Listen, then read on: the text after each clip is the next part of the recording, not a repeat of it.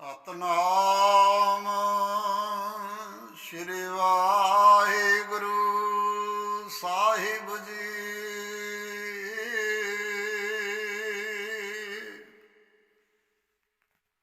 ਗਗਨ ਦਮਾਮਾ ਬਾਜਿਓ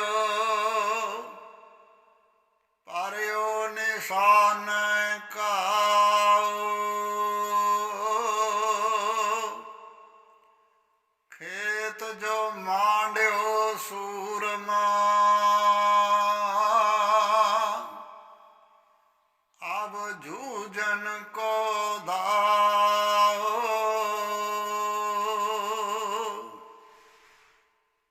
ਸੂਰਾ ਸੋ ਪਹਿਚਾनिया ਜੋ ਲਰੇ ਦੀਨ ਕੇ तो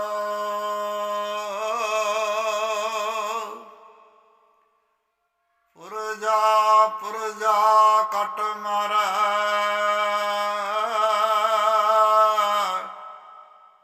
कबहू ना छाड़ खेत।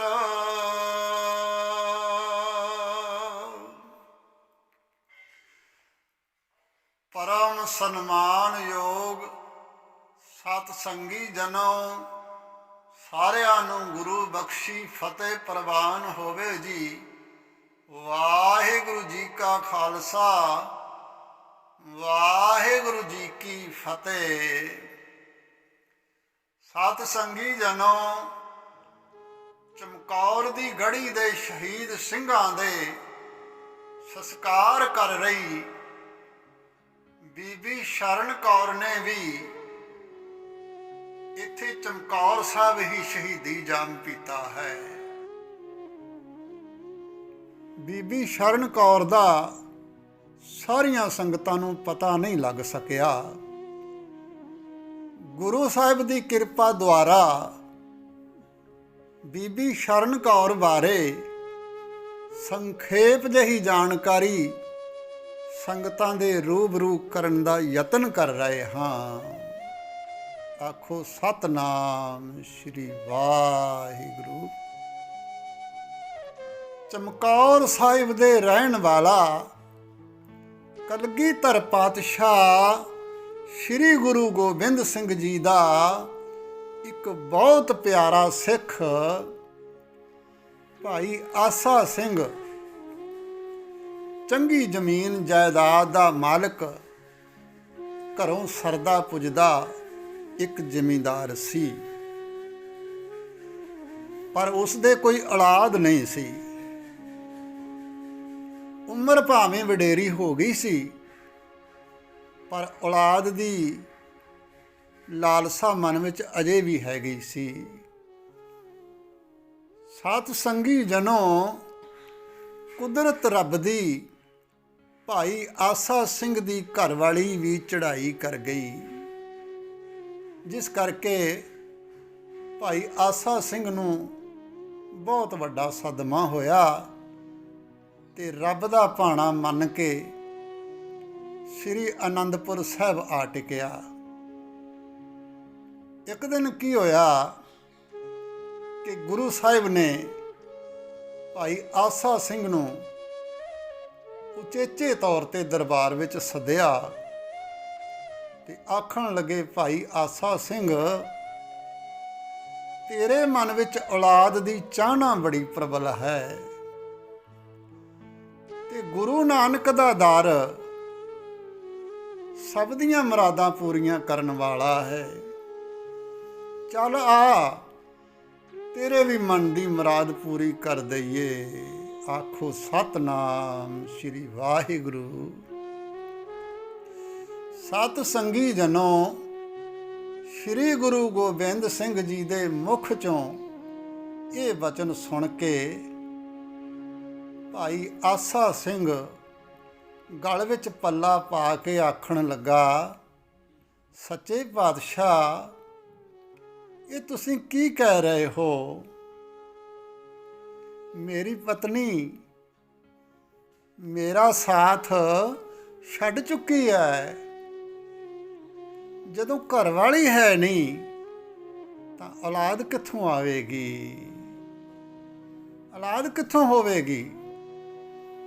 ਸ਼੍ਰੀ ਗੁਰੂ ਗੋਬਿੰਦ ਸਿੰਘ ਮਹਾਰਾਜ ਜੀ ਕਹਿੰਦੇ, ਨਹੀਂ ਭਾਈ ਆਸਾ ਸਿੰਘ, ਜੇ ਮਾਲਕ ਤੁੱਠਾ ਹੋਵੇ ਤਾਂ ਔਰਤ ਤੋਂ ਬਿਨਾਂ ਵੀ ਝੋਲੀ ਭਰ ਦਿੰਦਾ ਹੈ, ਔਲਾਦ ਦੇ ਦਿੰਦਾ ਹੈ।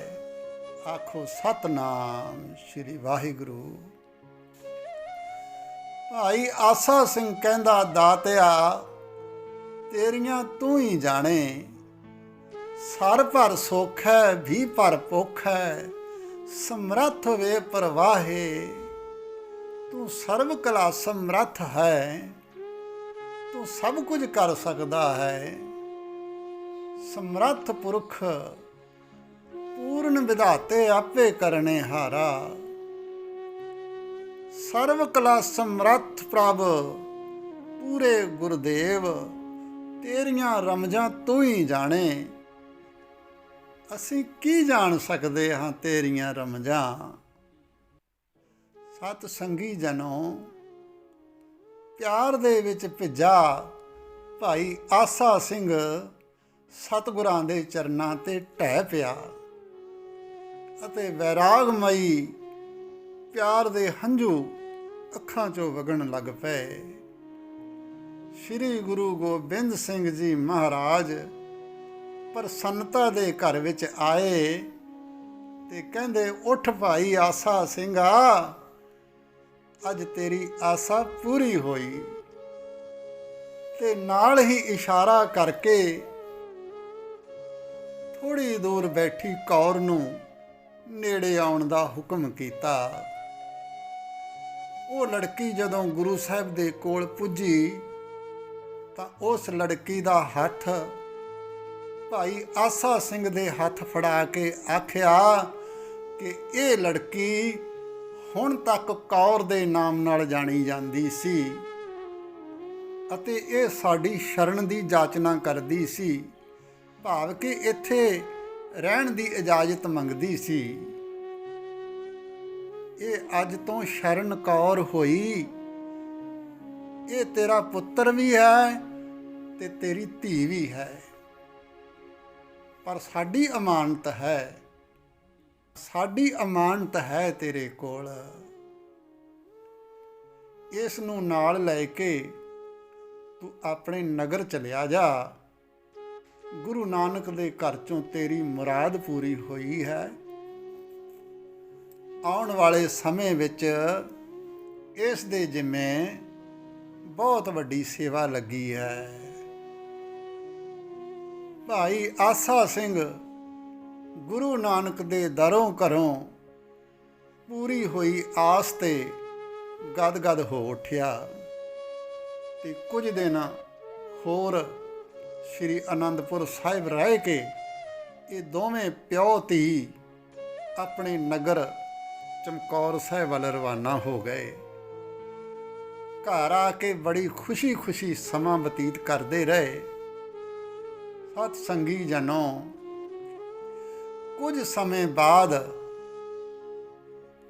ਭਾਵੇਂ ਚਮਕੌਰ ਸਾਹਿਬ ਦੇ ਆਲੇ ਦੁਆਲੇ ਦੇ ਲੋਕਾਂ ਨੂੰ ਇਹ ਸਾਰਾ ਪਤਾ ਸੀ ਕਿ ਚਮਕੌਰ ਦੀ ਗੜੀ ਵਿੱਚ ਸ੍ਰੀ ਗੁਰੂ ਗੋਬਿੰਦ ਸਿੰਘ ਅਤੇ ਮੁੱਠੀ ਭਰ ਸਿੰਘਾਂ ਨੂੰ 10 ਲੱਖ ਫੌਜ ਨੇ ਘੇਰਾ ਪਾਇਆ ਹੋਇਆ ਹੈ ਤੇ ਇਸ ਭਿਆਨਕ ਜੰਗ ਦਾ ਨਤੀਜਾ ਕੀ ਹੋ ਸਕਦਾ ਹੈ, ਇਹ ਸਾਰੇ ਜਾਣਦੇ ਸਨ ਕਿ ਆਖਰ 40 ਸਿੰਘ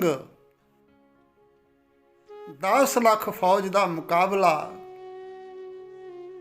ਇਸ ਦਾ ਅੰਤ ਸਿੰਘਾਂ ਦੀਆਂ ਸ਼ਹੀਦੀਆਂ ਦੇ ਰੂਪ ਵਿੱਚ ਹੀ ਹੋਵੇਗਾ। ਜਦੋਂ ਬੀਬੀ ਸ਼ਰਨ ਕੌਰ ਨੇ ਮੁਗਲਾਂ ਵੱਲੋਂ ਕੀਤੀ ਗਈ ਕਲਗੀਧਰ ਜੀ ਨੂੰ ਖਤਮ ਕਰ ਦੇਣ ਦੀ ਮੁਨਿਆਦੀ ਸੁਣੀ ਤਾਂ ਕਲਗੀਧਰ ਸ੍ਰੀ ਗੁਰੂ ਗੋਬਿੰਦ ਸਿੰਘ ਜੀ ਦੀ ਬੱਚੀ ਵੈਰਾਗ ਦੇ ਵਿੱਚ ਆ ਗਈ। ਮਨ ਧੀਰਜ ਦੇ ਵਿੱਚ ਨਾ ਆਵੇ। ਆਖਰ ਉਸਨੇ ਮਨ ਹੀ ਮਨ ਫੈਸਲਾ ਕੀਤਾ ਕਿ ਉਹ ਖੁਦ ਚਮਕੌਰ ਦੇ ਮੈਦਾਨੇ ਜੰਗ ਵਿੱਚ ਜਾ ਕੇ ਗੁਰੂ ਤੋਂ ਆਪਾ ਕੁਰਬਾਨ ਕਰ ਗਏ ਉਹਨਾਂ ਮਰਜੀਵੜਿਆਂ ਦੇ ਦਰਸ਼ਨ ਕਰੇਗੀ। ਸਤ ਸੰਗੀ ਜਨੋ, ਦੁਪਹਿਰ ਢਲੀ ਤੋਂ ਬਾਅਦ ਗੁਰੂ ਸਾਹਿਬ ਦੇ ਚਰਨਾਂ ਵਿੱਚ ਅਰਦਾਸ ਬੇਨਤੀ ਕਰਕੇ ਜਦੋਂ ਇਹ ਬੀਬੀ ਸ਼ਰਨ ਕੌਰ ਗੜੀ ਦੇ ਨੇੜੇ ਪਹੁੰਚੀ ਤਾਂ ਕੀ ਵੇਖਦੀ ਹੈ ਕਿ ਗੜੀ ਦੇ ਸਾਹਮਣੇ ਅਤੇ ਆਲੇ ਦੁਆਲੇ ਮਨੁੱਖੀ ਸਰੀਰਾਂ ਦੇ ਕੱਟੇ ਵੱਡੇ ਅੰਗ ਇੱਧਰ ਉੱਧਰ ਖਿਲਰੇ ਪਏ ਹਨ। ਮੁਗਲ ਫੌਜਾਂ ਦੇ ਸਿਪਾਹੀ ਮੈਦਾਨੇ ਜੰਗ ਵਿੱਚ ਆਪਣੇ ਸਿਪਾਹੀਆਂ ਦੀਆਂ ਲੋਥਾਂ ਦੀ ਸਾਂਭ ਸੰਭਾਲ ਕਰ ਰਹੇ ਹਨ, ਉਹਨਾਂ ਨੂੰ ਚੁੱਕ ਕੇ ਲਿਜਾ ਰਹੇ ਹਨ। ਜੰਗੀ ਮੈਦਾਨ ਦਾ ਇਹ ਹਾਲ ਵੇਖ ਕੇ ਬੀਬੀ ਸ਼ਰਨ ਕੌਰ ਭੁੱਬਾਂ ਮਾਰ ਮਾਰ ਰੋਈ ਤੇ ਇਸ ਦੇ ਮਨ ਵਿੱਚ ਵੀ ਉਹਨਾਂ ਸ਼ਹੀਦ ਹੋਏ ਸਿੰਘਾਂ ਦੇ ਸਰੀਰਾਂ ਨੂੰ ਸੰਭਾਲਣ ਦਾ ਬਲਬਲਾ ਉੱਠਿਆ। ਦਿਨ ਛਿਪਣ ਵਾਲਾ ਸੀ। ਬੀਬੀ ਸ਼ਰਨ ਕੌਰ ਨੇ ਰਾਤ ਦੇ ਹਨੇਰੇ ਵਿੱਚ ਆਪਣੇ ਆਪ ਨੂੰ ਛੁਪਾਉਣ ਲਈ ਕਾਲੇ ਕੱਪੜੇ ਪਾਏ ਹੋਏ ਸਨ। ਸਤਿਗੁਰੂ ਜੀ ਦੀ ਬਖਸ਼ੀ ਹੋਈ ਸੱਤਿਆ ਤੇ ਪ੍ਰੇਰਨਾ ਸਦਕਾ ਦਸਤਾਰਾਂ ਅਤੇ ਕੇਸਾਂ ਵਾਲੇ ਸੀਸ, ਕੜਾ ਕਸ਼ਹਿਰਾ ਪਹਿਨੇ ਹੋਏ ਸਰੀਰਾਂ ਦੀ ਨਿਸ਼ਾਨਦੇਹੀ ਕਰਕੇ ਇੱਕ ਜਗ੍ਹਾ ਉਹ ਸ਼ਹੀਦ ਸਰੀਰ ਤੇ ਅੰਗ ਇਕੱਠੇ ਕਰਨੇ ਸ਼ੁਰੂ ਕਰ ਦਿੱਤੇ। ਕਾਫੀ ਸਮਾਂ ਮੁਸ਼ੱਕਤ ਕਰਨ ਦੇ ਬਾਅਦ ਵੀ ਉਹ 10-15 ਸਰੀਰ ਹੀ ਇਕੱਠੇ ਕਰ ਸਕੀ, ਕਿਉਂਕਿ ਇੱਕ ਤਾਂ ਰਾਤ ਦੇ ਹਨੇਰੇ ਵਿੱਚ ਪਤਾ ਨਹੀਂ ਸੀ ਲੱਗਦਾ ਤੇ ਦੂਸਰਾ ਮ੍ਰਿਤਕ ਸਰੀਰਾਂ ਦੇ ਵਜਨ ਚੁੱਕਦਿਆਂ ਸਰੀਰ ਥੱਕ ਟੁੱਟ ਚੁੱਕਾ ਸੀ। ਰਾਤ ਦੇ ਹਨੇਰੇ ਦਾ ਫਾਇਦਾ ਉਠਾਉਂਦਿਆਂ ਬੀਬੀ ਸ਼ਰਨ ਕੌਰ ਨੇ ਨੇੜੇ ਤੇੜੇ ਤੋਂ ਕੁਝ ਬਾਲਣ ਇਕੱਠਾ ਕੀਤਾ ਤੇ ਇਕੱਠੇ ਕੀਤੇ ਮ੍ਰਿਤਕ ਸਰੀਰਾਂ ਨੂੰ ਅਗਨ ਭੇਟ ਕਰ ਦਿੱਤੀ। ਆਪ ਕੋਲ ਬੈਠ ਕੇ ਕੀਰਤਨ ਸੋਹਲੇ ਦਾ ਪਾਠ ਕਰਨ ਲੱਗ ਪਈ। ਆਖੋ ਸਤਨਾਮ ਸ਼੍ਰੀ ਵਾਹਿਗੁਰੂ। ਅੱਗ ਦੇ ਇੱਕਦਮ ਉੱਚੇ ਬਲਦੇ ਭਾਂਬੜ ਵੇਖ ਕੇ ਮੁਗਲ ਸਿਪਾਹੀ ਉਧਰ ਭੱਜੇ ਆਏ, ਪਰ ਡਰਦਿਆਂ ਦਾ ਨੇੜੇ ਆਉਣ ਦਾ ਹੌਸਲਾ ਨਾ ਪਿਆ। ਫਿਰ ਜਦੋਂ ਉਹਨਾਂ ਨੇ ਵੇਖਿਆ ਕਿ ਇੱਥੇ ਤਾਂ ਇੱਕ ਔਰਤ ਹੀ ਬੈਠੀ ਹੈ, ਉਹ ਵੀ ਇਕੱਲੀ, ਉਹਨਾਂ ਨੇ ਹੌਸਲਾ ਜਿਹਾ ਕਰਕੇ ਪੁੱਛਿਆ, ਬਈ ਤੂੰ ਕੌਣ ਹੈ ਤੇ ਇੱਥੇ ਕੀ ਕਰ ਰਹੀ ਹੈ? ਤਾਂ ਅੱਗੋਂ ਬੀਬੀ ਸ਼ਰਨ ਕੌਰ ਨੇ ਪੂਰੇ ਜੋਸ਼ ਵਿੱਚ ਆਖਿਆ, ਮੈਂ ਕਲਗੀਧਰ ਸ਼੍ਰੀ ਗੁਰੂ ਗੋਬਿੰਦ ਸਿੰਘ ਜੀ ਦੀ ਧੀ ਹਾਂ ਤੇ ਆਪਣੇ ਸ਼ਹੀਦ ਹੋਏ ਭਰਾਵਾਂ ਦੇ ਸਰੀਰਾਂ ਦੀ ਸੰਭਾਲ ਕਰ ਰਹੀ ਹਾਂ। ਸਤ ਸੰਗੀ ਜਨੋ, ਸਿਪਾਹੀਆਂ ਨੇ ਉਸੇ ਵੇਲੇ ਬੀਬੀ ਸ਼ਰਨ ਕੌਰ ਨੂੰ ਫੜਨ ਦੀ ਕੋਸ਼ਿਸ਼ ਕੀਤੀ, ਪਰ ਉਸ ਸ਼ਸਤਰਧਾਰੀ ਬੀਬੀ ਨੇ ਆਪਣੀ ਤਲਵਾਰ ਮਿਆਨੋਂ ਧੂ ਲਈ ਤੇ ਕਈਆਂ ਨੂੰ ਪਾਰ ਬੁਲਾ ਦਿੱਤਾ। ਮੁਗਲ ਸਿਪਾਹੀ ਜ਼ਿਆਦਾ ਹੋਣ ਕਰਕੇ ਇਸ ਝੜਪ ਦੇ ਵਿੱਚ ਬੀਬੀ ਸ਼ਰਨ ਕੌਰ ਗੰਭੀਰ ਜ਼ਖਮੀ ਹੋ ਗਈ ਤੇ ਜ਼ਾਲਮਾਂ ਨੇ ਉਸ ਨੂੰ ਜ਼ਖਮੀ ਹਾਲਤ ਵਿੱਚ ਹੀ ਬਲਦੀ ਅੱਗ ਦੇ ਵਿੱਚ ਸੁੱਟ ਦਿੱਤਾ। ਇਸ ਤਰ੍ਹਾਂ ਚਮਕੌਰ ਦੇ ਸ਼ਹੀਦ ਸਰੀਰਾਂ ਦੀ ਸੰਭਾਲ ਕਰਦੀ ਹੋਈ ਕਲਗੀਧਰ ਜੀ ਦੀ ਸਪੁੱਤਰੀ ਆਪਣੇ ਭਰਾਵਾਂ ਦੇ ਨਾਲ ਹੀ ਸ਼ਹੀਦ ਹੋ ਗਈ ਸੀ। ਸਤ ਸੰਗੀ ਜਨੋ, ਇਤਿਹਾਸਕਾਰਾਂ ਨੇ ਕਈ ਥਾਵਾਂ ਤੇ ਹਰਸ਼ਰਨ ਕੌਰ ਨਾਂ ਵੀ ਲਿਖਿਆ ਹੈ। ਇਹਦੇ ਵਿੱਚ ਕਿਸੇ ਨੇ ਵੀ ਭੁਲੇਖੇ ਦੇ ਵਿੱਚ ਨਹੀਂ ਪੈਣਾ। ਇਹ ਉਹੀ ਇੱਕੋ ਬੀਬੀ ਸ਼ਰਨ ਕੌਰ ਹੀ ਸੀ। ਸੰਗਤਾਂ ਨੂੰ ਬੇਨਤੀ ਹੈ ਕਿ ਚਮਕੌਰ ਸਾਹਿਬ ਦੇ ਸ਼ਹੀਦਾਂ ਦੇ ਨਾਲ ਨਾਲ ਇਸ ਬੀਬੀ ਸ਼ਰਨ ਕੌਰ ਦੀ ਕੁਰਬਾਨੀ ਨੂੰ ਵੀ ਯਾਦ ਕਰ ਲਿਆ ਕਰੋ। ਅੱਲਾ ਯਾਰ ਖਾਂ ਨੇ बड़ा खूबसूरत लिखा है, बस हिंद में एक ही तीर्थ है यात्रा के लिए। बस हिंद में एक ही तीर्थ है यात्रा के लिए। कटाए हैं बाप ने बेटे जहां खुदा के लिए। भटकते फिरते हैं क्यों हज करो यहाँ आकर। ये काबा पास है हर एक खालसा के लिए। आखो सतनाम श्री वाहिगुरु। होइयां भुलां दी माफ़ी। जे विचार चंगे लगे तो अगे शेयर कर दिओ, ते जे चैनल सबसक्राइब नहीं किया तो हुण कर लो जी। नाल ही घंटी वाला बटन दबा दिओ तां जो हर वीडियो का नोटिफिकेशन पहलां तुहाडे कोल पहुँचे। वाहिगुरु जी का खालसा, वाहिगुरु जी की फतेह।